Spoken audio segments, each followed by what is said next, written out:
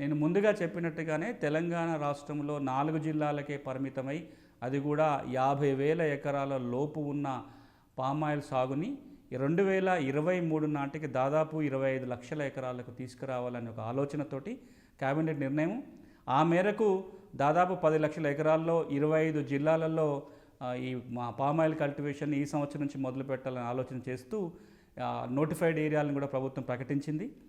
రాబోయే రోజులలో ఇది విస్తృతంగా సాగు కనుక వచ్చినట్లయితే దీనిలో ఉన్న లీగల్ కాంప్లికేషన్స్ అన్నీ కూడా ఈ చట్టం ద్వారా అడ్రస్ చేయడానికి అవకాశం ఉంటుంది.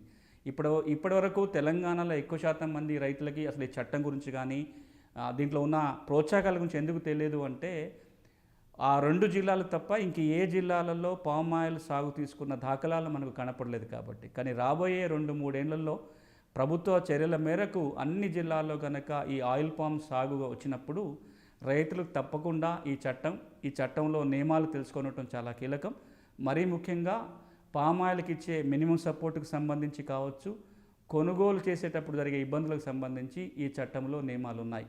అది తెలియజేయటం కోసమే ఈ రోజున ప్రత్యేకంగా ఈ ఆయిల్ పామ్ చట్టం గురించి ప్రస్తావన చేయటం జరిగింది.